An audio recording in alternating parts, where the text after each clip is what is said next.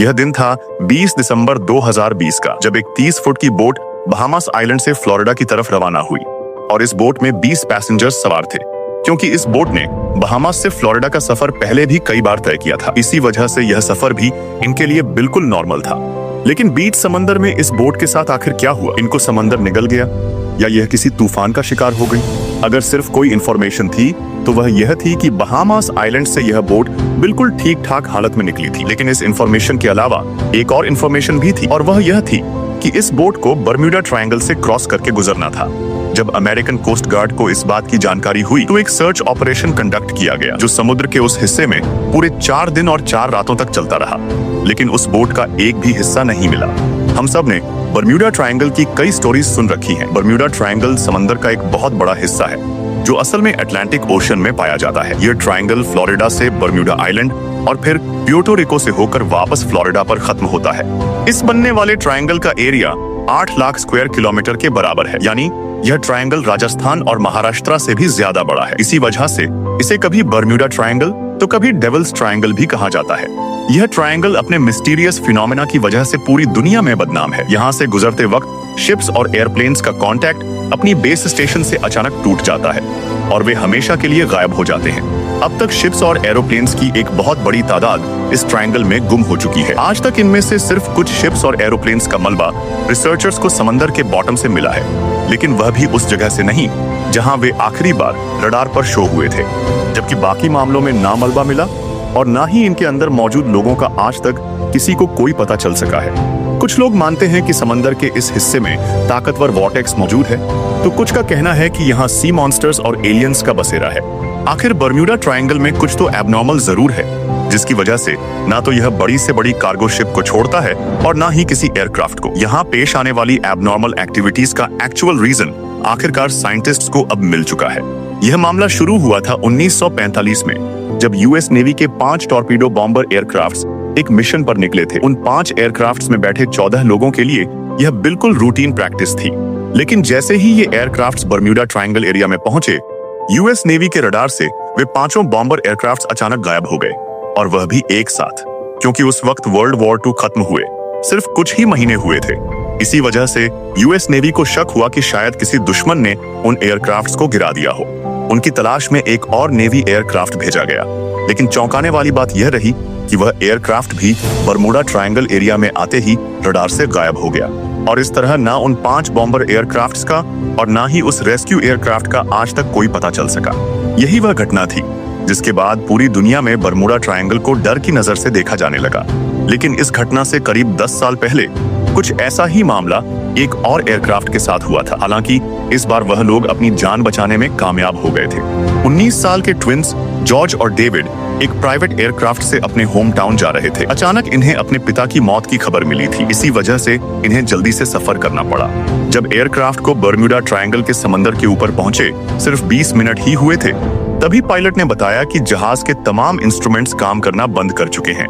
ना पायलट को फ्यूल का सही अंदाजा था, ना ही उसका रेडियो काम कर रहा था, और ना ही उसे यह मालूम था कि वह इस वक्त किस डायरेक्शन में जा रहा है।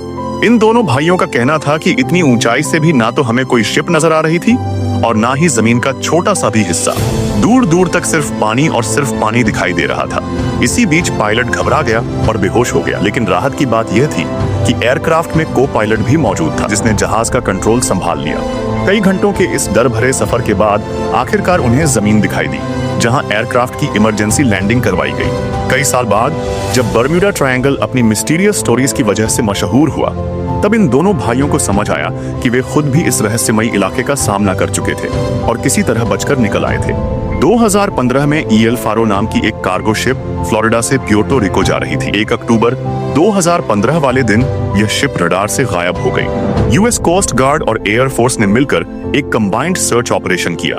पूरे 1 महीने की सर्च के बाद ईएल फारो को समंदर की सतह से करीब 15,000 फीट नीचे समुद्र के बॉटम पर पाया गया।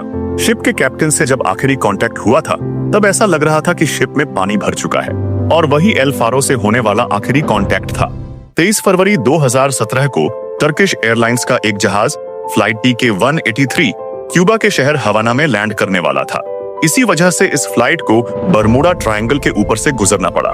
लेकिन अचानक पायलट ने कंट्रोल टावर को रिपोर्ट किया कि जहाज बिल्कुल अबनॉर्मल बिहेव कर रहा है। इसी वजह से पायलट ने तुरंत जहाज का रुख बदल दिया और हवाना की बजाय डलस एयरपोर्ट पर जहाज को लैंड करा दिया।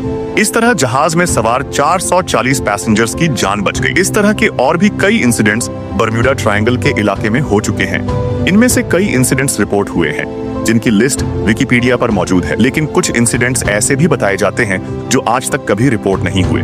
1967 में क्रिसमस वाले दिन एक अमेरिकन बिजनेसमैन जिसका नाम बुराक था अपनी लग्जरी यॉट में मायामी बीच की सैर के लिए निकला, लेकिन थोड़ी ही देर बाद बीच गार्ड को बुराक की कॉल आई जिसमें उसने बताया कि उसकी यॉट किसी ठोस चीज से टकरा गई है। जब गार्ड्स वहां पहुंचे तो ना ही उन्हें कोई यॉट मिली और ना ही बुराक का कोई नाम निशान। समंदर में आखिर किस चीज से उसकी यॉट टकराई थी, यह राज बुराक के साथ ही हमेशा के लिए दफन हो गया। बर्म्यूडा ट्रायंगल की रोंगटे खड़े करने वाली मिस्ट्री हर नए मामले के बाद एक बार फिर लोगों के दिमाग में ताजा हो जाती है और हर बार की तरह इस मिस्ट्री का जवाब ढूंढने के लिए साइंटिस्ट्स की खोज एक बार फिर शुरू हो जाती है। लेकिन इस बार साइंटिस्ट्स ने कुछ ऐसे ठोस सबूत खोजे हैं जिनसे लगता है कि शायद यह मिस्ट्री अब सॉल्व हो चुकी है। यूनिवर्सिटी ऑफ कोलोराडो से जुड़ी एक अमेरिकन साइंटिस्ट की टीम ने सैटेलाइट की मदद से बर्म्यूडा ट्रायंगल की गहराई से जांच की। इस दौरान उन्हें कुछ ऐसा दिखाई दिया जो शायद पहले कभी किसी ने नहीं देखा था। उन्होंने नोटिस किया कि बर्म्यूडा ट्रायंगल के ऊपर कुछ ऐसे क्लाउड्स बन रहे हैं जो ना स्क्वायर होते हैं और ना सर्कल, बल्कि ये क्लाउड्स हेक्सागन शेप जैसे दिखाई देते हैं। इन क्लाउड्स का साइज करीब 88 किलोमीटर जितना बड़ा होता है। एक्सपर्ट्स का मानना है कि ये क्लाउड्स कोई सामान्य क्लाउड्स नहीं है, बल्कि ये एयर बॉम्ब क्लाउड्स हो सकते हैं। मतलब जब इस तरह के क्लाउड्स बनते हैं तो इनके नीचे बहुत तेज हवा के झोंके चलते हैं जिनकी स्पीड करीब 250 किलोमीटर प्रति घंटा तक पहुंच सकती है। हवा की यह रफ्तार इतनी ज्यादा होती है कि ना तो कोई एरोप्लेन आसानी से उड़ सकता है और ना ही इनकी वजह से बनने वाली ऊंची लहरों में कोई बड़ी शिप सुरक्षित रह पाती है।